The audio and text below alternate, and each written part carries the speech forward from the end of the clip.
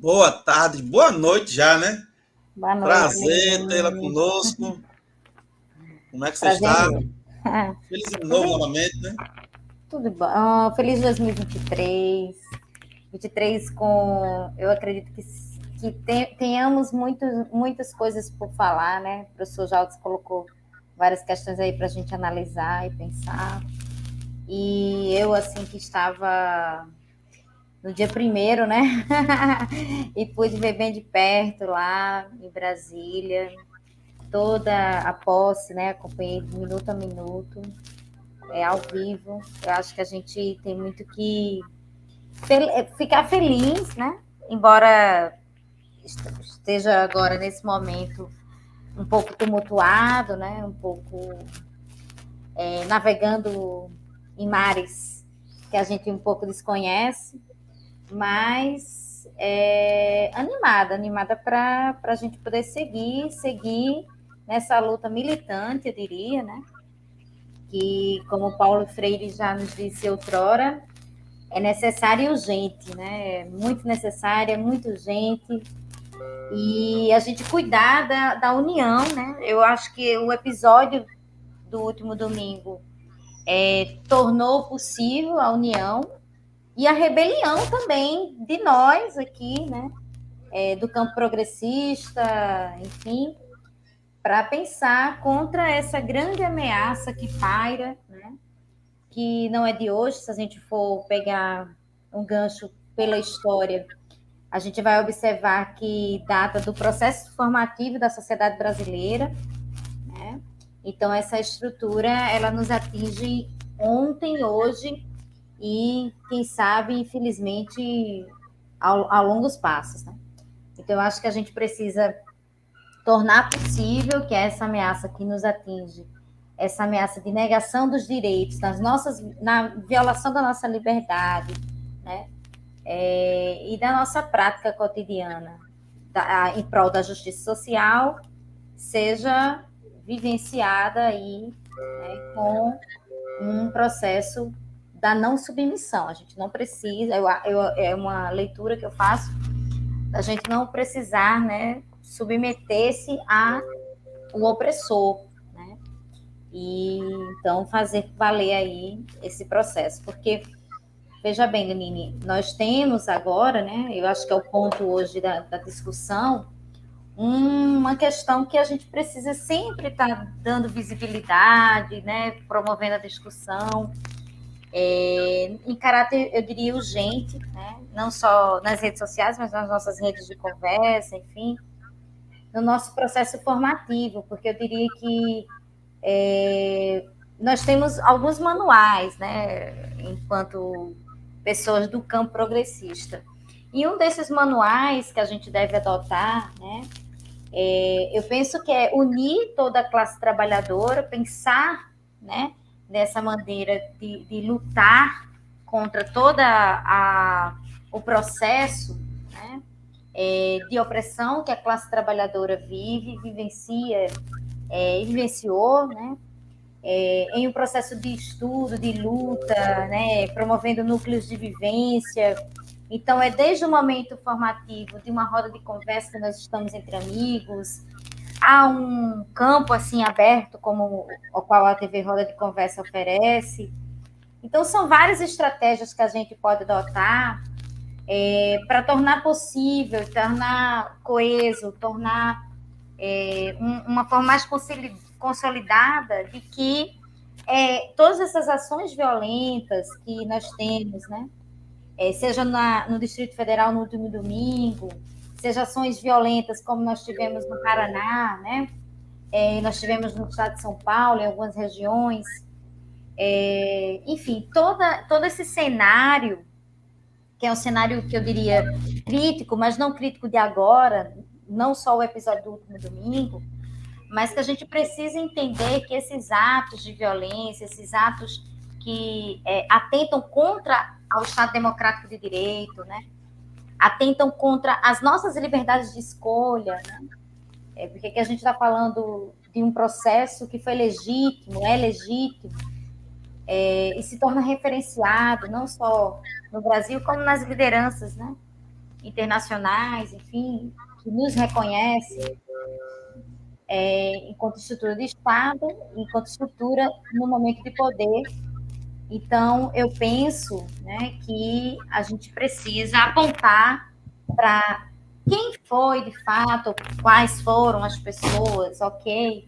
Nós já temos aí a Polícia Federal, a Polícia do Distrito, né? Todos esses processos, né, que vão estar estão mapeando esses agentes dessa ação violenta, né, no Distrito Federal no último domingo. Então, a questão é, esses atos terroristas, né, esses atos que atentam contra o Estado Democrático de Direito, que ocupou, né, tanto o Congresso Nacional, o Alvorada, como o Supremo Tribunal Federal, eles provocam, eu acho que para a gente poder aqui discutir, né, e para quem está nos ouvindo e vendo, um processo bastante emblemático e que eu diria que a gente precisa entender onde está essa noção de poder, né? Eu acredito que o Lula e o governo, né, com os seus ministros, enfim, estão trabalhando não só em prol, né, de dar a nós brasileiros e brasileiras um processo de maior calma, né, nos acalmar, né, porque os ânimos realmente afloraram, inclusive da parte progressista, do pessoal da esquerda, né?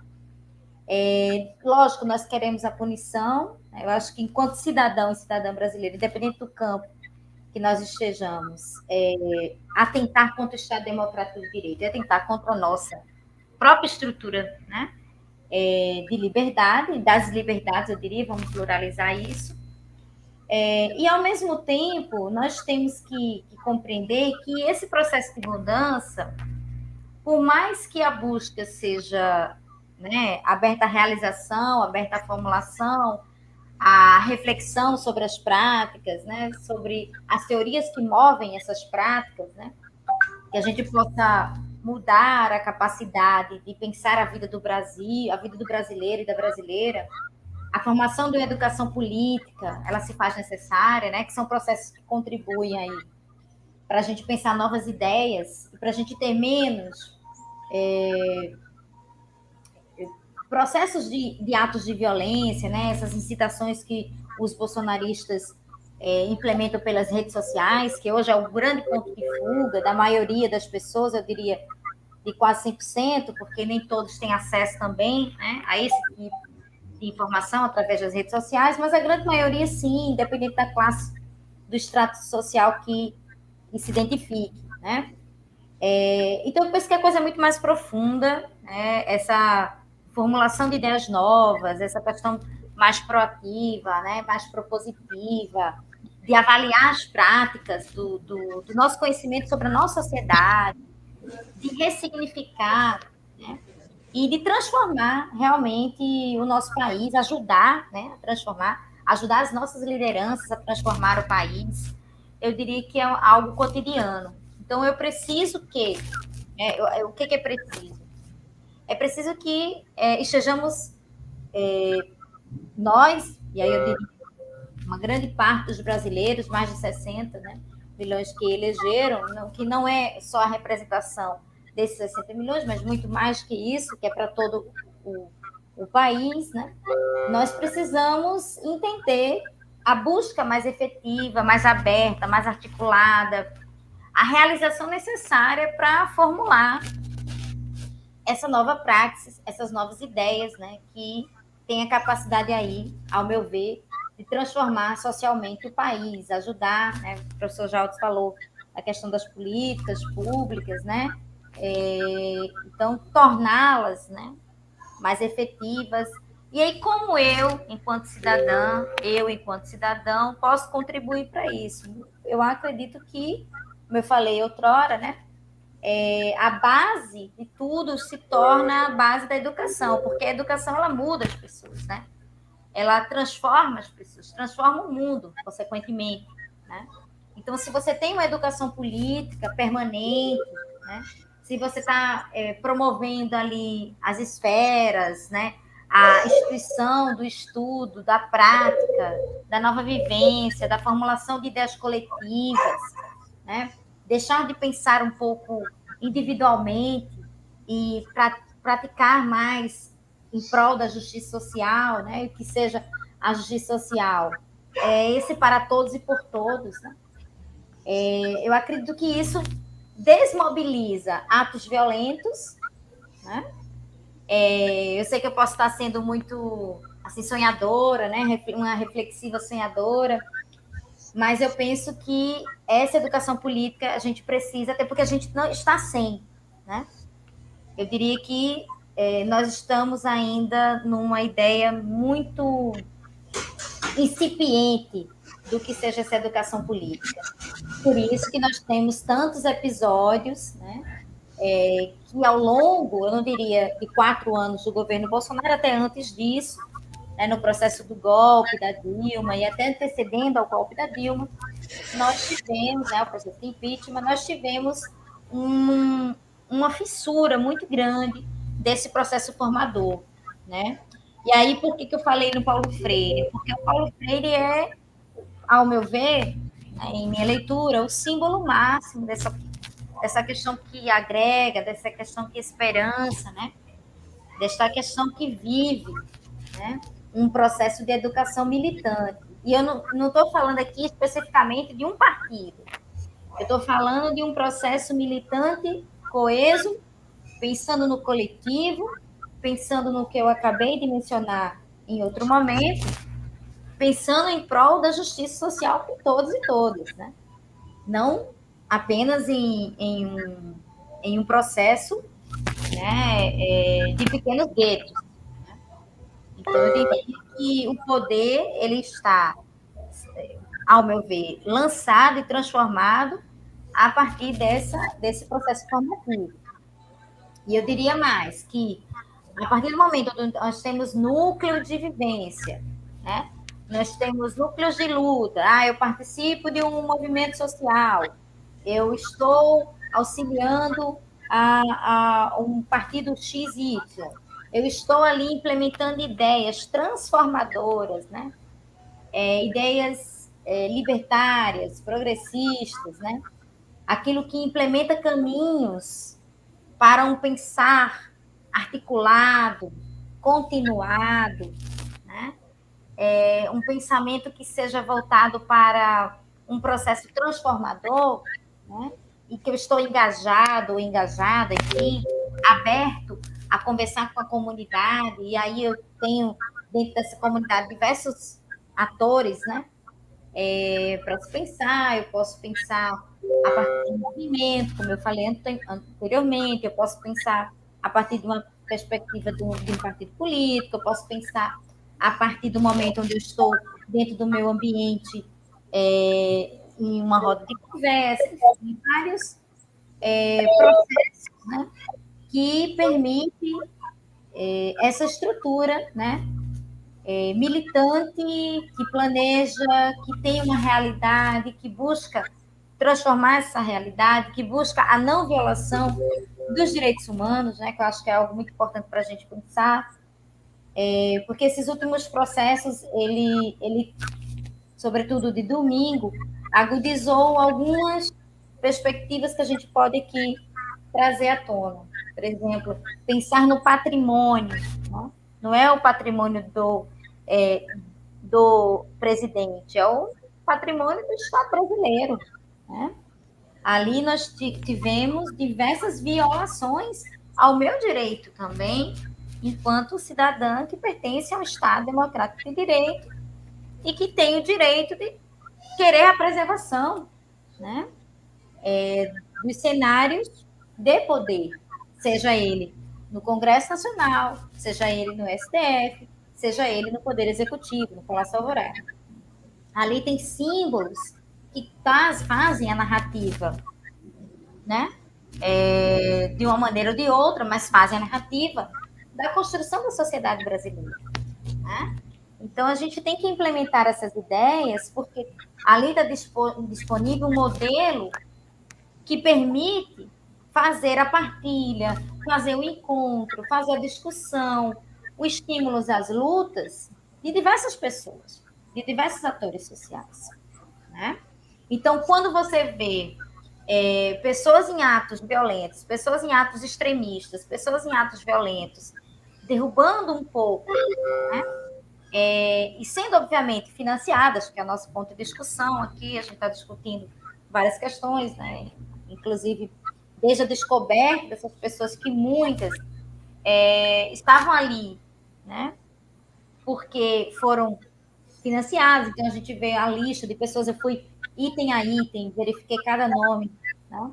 dos quais já estão disponíveis ao público, né? São mais de 132 páginas, a Globo.com analisou isso, enfim, outros veículos de comunicação.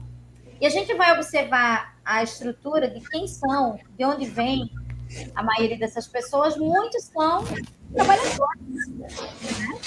Que ora estejam desempregados, ora sejam pequenos comerciantes, ora sejam pessoas ligadas a outros pequenos setores, mas que, fundamentalmente, por algo que estava dentro do próprio imaginário comum, né, dissociado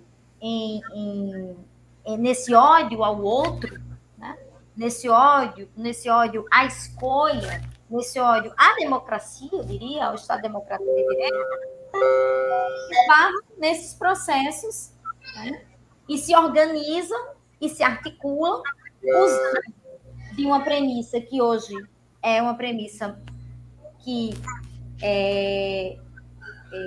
ao meu ver, aproxima, mas emburrece também, quando não bem utilizada, que são as redes sociais.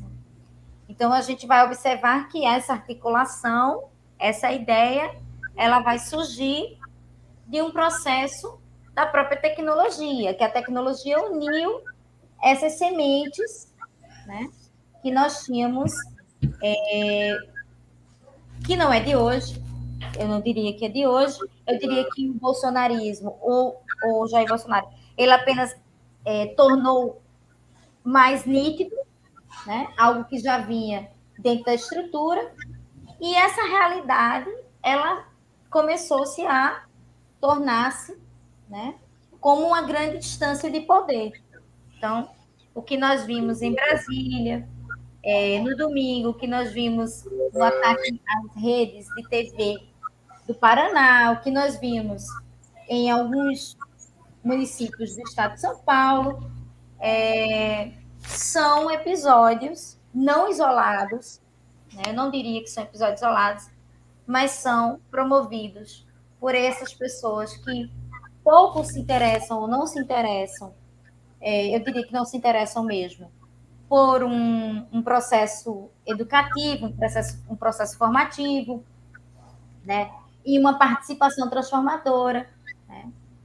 Até porque todo o processo que a gente constrói, que a gente educa, que a gente chama os movimentos sociais, os movimentos sindicais, os movimentos populares, estão realmente contrários, ou quase sempre contrários, a esses personagens, né, a essas personagens que nós tivemos no último domingo. Então, eu tenho, né, lógico, o Lula, né, vai promover junto aos seus ministros, junto a todas as suas cartelas de possibilidades, para que a gente possa entender quem são, né, os financiadores desses atos terroristas, fascistas, enfim, como a gente queira nomear, tudo que é pró-golpe, né? Tudo que é pró-golpe torna possível esse processo mais violento, né? Esse processo sem a capacidade de promover o diálogo. Não há diálogo, aí quase não há diálogo, ou não há realmente diálogo. Então, a gente não pode perceber o compromisso dessas pessoas. Não há compromisso com o Estado Democrático de Direito, né? Então, eu penso que saber quem financia, quem são essas pessoas, desarticular, né, é muito importante, torna aí perceptível e talvez a gente chegue aí na semente, né, que não é plantada de agora, mas é regada a um passado de mais de 500 anos de Brasil. Então, eu penso que essa estrutura, esse legado, a gente tem que fragmentar, porque aí sim a gente muda os princípios, aí sim a gente pode esperançar de maneira emancipatória, né? De maneira que traga uma reflexão que assente com a democracia, né? Então, eu acredito que assim, né, com esse processo, a gente pode perceber um novo momento no Brasil. O professor falou anteriormente, né, assim, dizendo que não está, para que as pessoas não pensem que ele está pessimista. Eu, por exemplo, estive muito pessimista há, sei lá, há 8 anos atrás, 6 anos atrás, mas agora eu estou muito esperançosa. Eu diria que o que a gente viveu de Momento de esperançar. exatamente, esperançar sempre. Eu diria que o que a gente viveu de outubro até o presente momento é aquela questão do tô quente e tô frio, sabe? A gente está oscilando bastante, mas a gente está muito mais próximo a algo que nos permite um grande suspiro, né? Uma maior leveza, eu diria, do que o contexto que nós vivíamos em um outro momento, que era um momento de grande dificuldade, né? De que, mesmo tendo os núcleos de vivência, os núcleos de luta, em todo o território brasileiro, não só isso bastava, né? Era como se a gente precisasse desse algo a mais. E esse algo a mais é um governo que escute, né? Escutem as classes, a classe trabalhadora, escutem os movimentos sindicais, né? E a gente vê na própria formação articulada de que isso é possível. Então, acredito em novos tempos, sim. O próprio emblema, né? Essa nova primavera, ela surge, né? Ela surge de maneira efetiva, aos poucos, né? No diálogo, na interação com esses diferentes sujeitos sociais existentes dentro do nosso território, mas, sobretudo, na revitalização do Estado Democrático de Direito. Né? Eu acho que essa é a ideal. Então é isso, Lenine, eu acho que a gente... Satisfação, viu? Satisfação em tê-la conosco. Semana que vem ela vai estar aqui toda semana, gente. A gente vai conversar bastante. Exatamente. Então, deixa eu mandar um alô aqui, Mirela, para o pessoal que está conosco, que a gente não falou ainda. A Silvia Rodrigues, sua fã, está sempre por aqui. Ah, meu Deus, beijo, Silvia. Ana Rosa, minha amiga, um abraço, Ana. Foi um prazer tê-la conosco. Deixa aí teu like. Beijo, Ana. Então, é isso. Até semana que vem. Até, queridos. Até beijo no coração e até a próxima. Obrigada, obrigadão. Valeu tchau, tchau. Mesmo.